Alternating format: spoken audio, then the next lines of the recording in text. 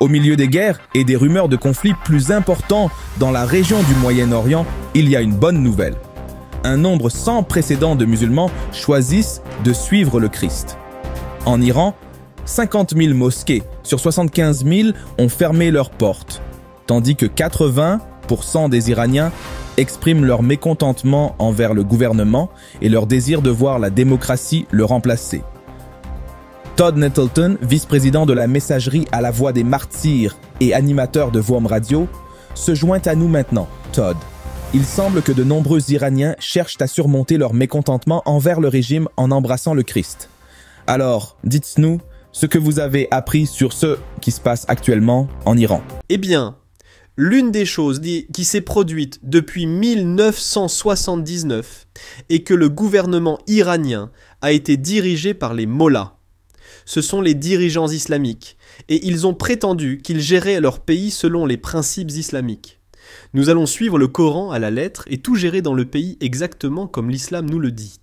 Eh bien, nous en sommes maintenant à 45 ans de cette petite expérience, et vous avez un pays avec l'un des taux de toxicomanie les plus élevés au monde. Vous avez un pays où la corruption est omniprésente. Vous avez un pays où plus de la moitié de la population vit en dessous du seuil de pauvreté. Et le peuple iranien regarde cela et se dit « Attendez une minute. Si c'est ce que l'islam nous a apporté ces 45 dernières années, nous ne sommes pas intéressés.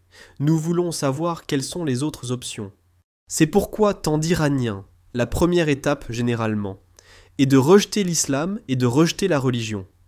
Beaucoup d'entre eux sont devenus athées. Mais ensuite, la deuxième étape est « Attendez une minute.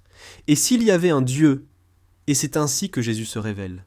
Les émissions de radio chrétiennes, les émissions de télévision chrétienne, les ministères chrétiens sur Internet alimentent cette faim en Iran.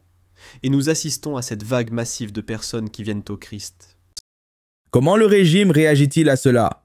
Nous avons entendu dire que 50 000 mosquées sur 75 000 ont fermé leurs portes, et je suis sûr qu'ils n'acceptent pas très bien cela. Non, ce n'est pas quelque chose qui rend le régime heureux.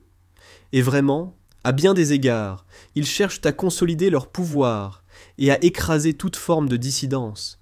Et ils considèrent certainement la croissance de l'Église, ils considèrent certainement l'évangélisation chrétienne comme une forme de dissidence qui sape le régime islamique. Et donc, vous avez des chrétiens qui sont arrêtés, en particulier des dirigeants. Nous avons entendu plusieurs histoires cette année d'une étude biblique, d'une église à domicile qui a été perquisitionnée. Toutes les personnes présentes sont photographiées. Toutes les personnes présentes sont interrogées. Mais ensuite, le responsable de la réunion est retenu. Ils sont arrêtés, ils sont détenus, ils sont mis en prison. Et donc, il y a vraiment un effort concerté pour s'attaquer aux dirigeants et aux personnes qui répandent le christianisme et invitent d'autres musulmans à venir et à suivre le Christ. Et qu'en est-il des parents, des amis, ce genre de choses, des musulmans qui se convertissent au Christ? Ces personnes sont considérées comme des apostats, n'est-ce pas? Ceux qui se convertissent. Alors que leur arrive-t-il en dehors du gouvernement? Eh bien, vous savez, c'est intéressant. J'ai posé cette question aux dirigeants chrétiens iraniens, et l'un des facteurs là-bas, et dans la plupart des pays musulmans, la première ligne de persécution est votre famille. Ce sont les premières personnes qui vont venir vous voir et dire « Attendez une minute, nous sommes une famille musulmane. Vous ne pouvez pas faire partie de notre famille si vous n'êtes plus musulman. » C'est moins susceptible de se produire en Iran parce que tant d'Iraniens ont rejeté l'islam, ou du moins ils sont ouverts à l'idée de rejeter l'islam. Et donc, souvent, au lieu que votre famille vienne vous persécuter, elle vient vous voir et dit « Eh bien, si ça marche pour toi, d'accord, tu sais, nous sommes d'accord avec ça, nous ne te dérangerons pas. » Parce qu'encore une fois, tant d'Iraniens ne pensent pour pas que l'islam fonctionne. Ils voient avant ce que leur gouvernement a fait au cours des 45 dernières années. Et donc, ils ont un peu l'attitude de « si tu as trouvé quelque chose qui fonctionne pour toi, que ce soit Jésus, l'athéisme ou quoi que ce soit d'autre, si ça marche pour toi, je sais que l'islam ne fonctionne pas.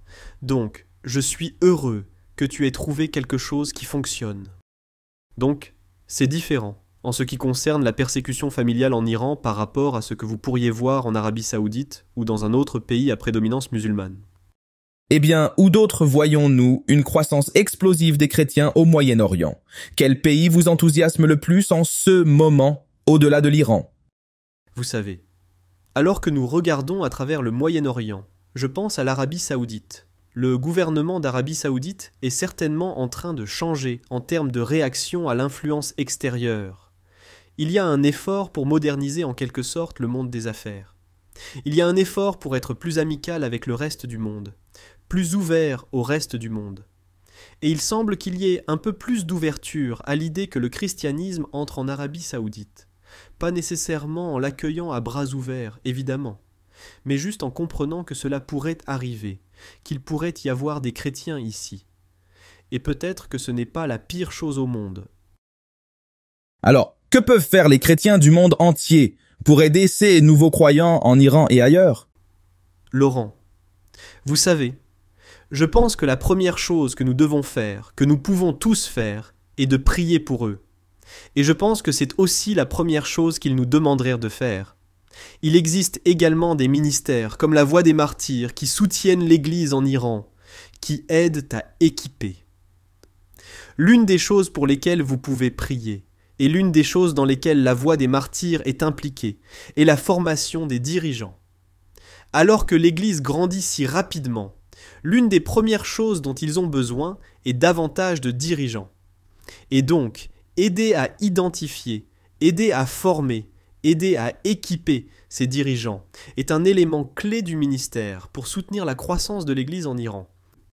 D'accord, et nous continuerons à prier pour eux également.